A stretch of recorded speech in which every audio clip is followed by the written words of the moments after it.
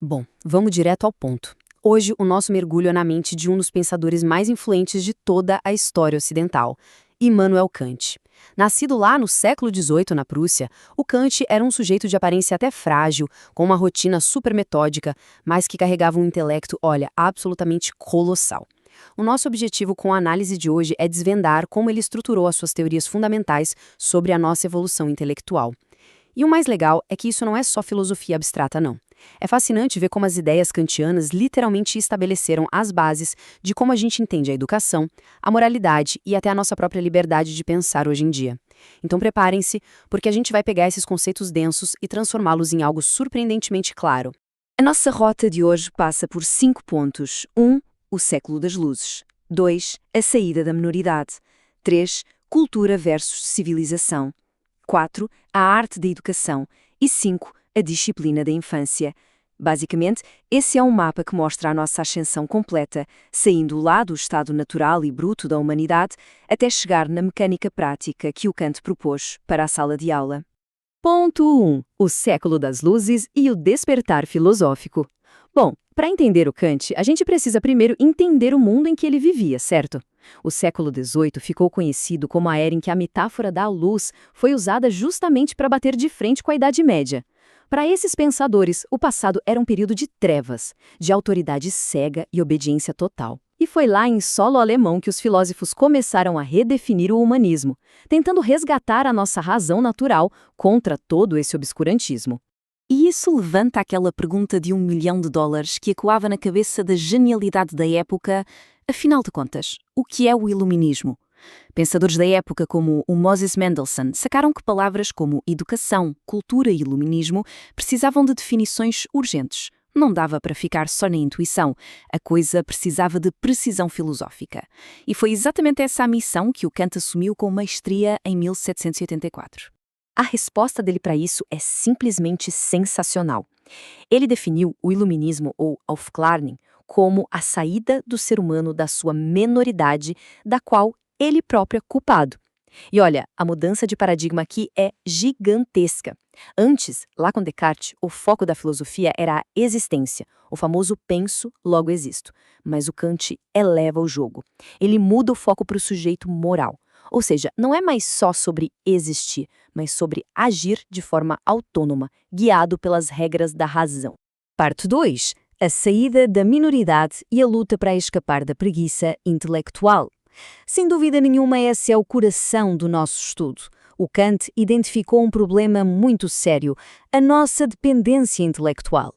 A dura verdade é que a maioria das pessoas preferia, e muito, que os outros pensassem por elas. Agora, detalhe importante, essa menoridade não tem absolutamente nada a ver com falta de inteligência ou algum limite cognitivo, viu? De jeito nenhum. O Kant manda real e diz que a menoridade é causada por falta de decisão, por covardia e, sejamos francos, por pura preguiça. Porque vamos combinar, é muito mais cômodo ter um livro que pense por nós ou um tutor que dite as regras do jogo do que encarar o trabalho pesado de pensar por conta própria. E é aí que entra um dos lemas mais famosos e impactantes do Kant, sapere aude. Ouse saber, tenha coragem de fazer uso do seu próprio entendimento. Essa frase é um soco no estômago, no bom sentido, claro. Ela captura toda a energia e aquele chamado para a ação do iluminismo. Ele não está ali só escrevendo um texto académico, ele está literalmente mandando a humanidade acordar para a vida.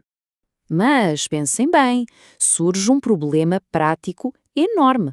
Se todo mundo, do nada, começasse a questionar tudo ao mesmo tempo, a sociedade ia colapsar num caos total. Então, como resolver isso? Com uma sacada genial do Kant, ele separa o uso público do uso privado da razão. Como um sábio escrevendo para o mundo, esse é o uso público. A liberdade tem que ser total, sem amarras. Mas, se a pessoa está no seu cargo, na sua função pública, o uso privado, aí a obediência é essencial para a sociedade não desmoronar.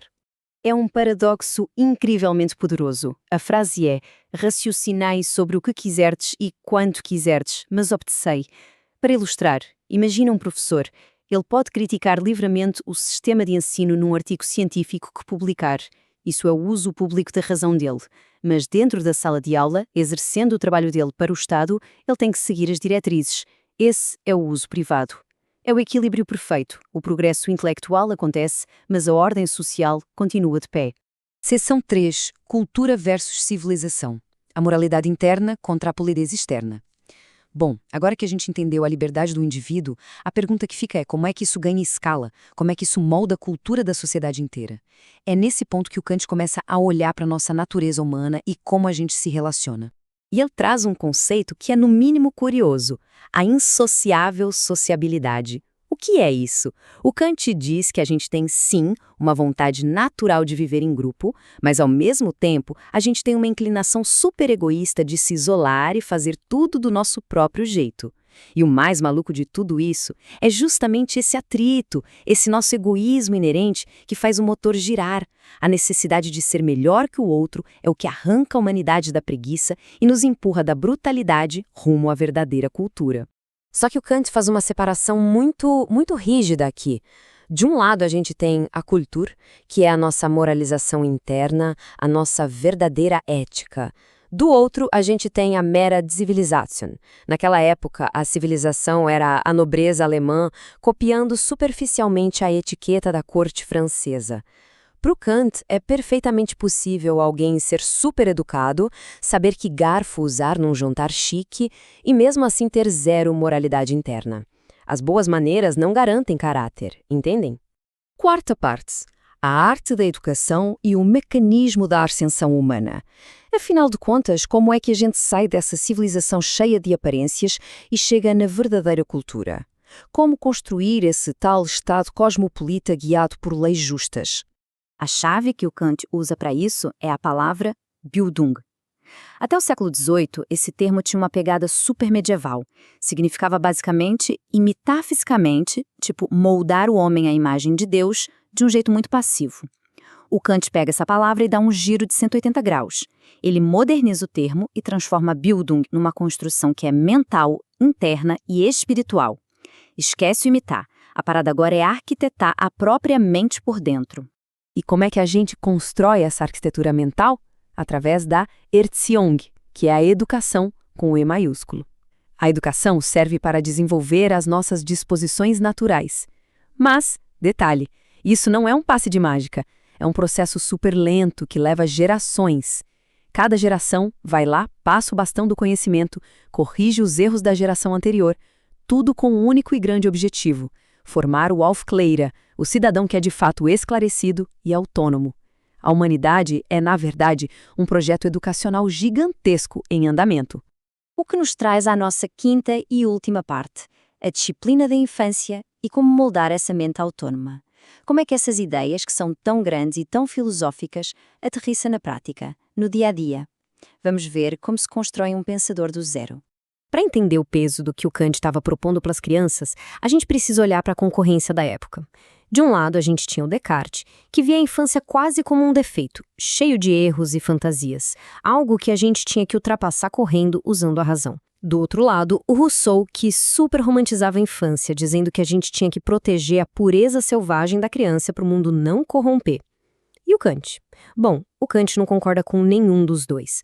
Para ele, a infância tem sim instintos animais que precisam ser domados, ativamente disciplinados para que a gente consiga erguer a razão moral. E para isso, ele monta um plano prático, dividido em duas etapas muito claras. O momento 1 é a disciplina, que ele chama de parte negativa. A criança nasce movida a instinto puro, então a disciplina vem para domar essa selvageria e ensinar a obediência. Ponto. Depois, e só depois, entra o momento 2, a instrução. Essa é a parte positiva. É aqui que entra a cultura. Sob o guarda-chuva das regras morais, o jovem vai substituindo aquela pressão externa que ele sofria por uma bússola moral interna. É o momento em que ele finalmente aprende a raciocinar livremente. E aqui está o grande truque, a chave de ouro de todo esse esforço monumental. O objetivo não é adestrar ninguém. Nas palavras dele, urge que aprendam a pensar. Porque, convenhamos, dá perfeitamente para treinar um cachorro ou um cavalo para obedecer comandos mecanicamente. Mas nós não somos animais de carga, certo? A ideia dessa disciplina rigorosa toda do Kant é forjar um pensador independente, alguém que consiga romper aquelas correntes da menoridade intelectual lá do começo e guiar os seus próprios passos baseados nas leis da razão. o que nos deixa com uma pulga atrás da orelha gigantesca para encerrar a nossa jornada de hoje. As escolas modernas estão criando cidadãos verdadeiramente emancipados ou apenas súditos, ordeiros e obedientes? É um dilema que bate à nossa porta quando a gente olha para o sistema de ensino atuais. Fica a provocação. Será que estamos ensinando as novas gerações a pensar com autonomia e moralidade? Ou o foco virou só treinar todo mundo para ficar quieto na fila? Fica aí essa excelente reflexão filosófica para a gente levar adiante. Muito obrigado por acompanharem essa nossa análise profunda de hoje e não se esqueçam, ousem saber.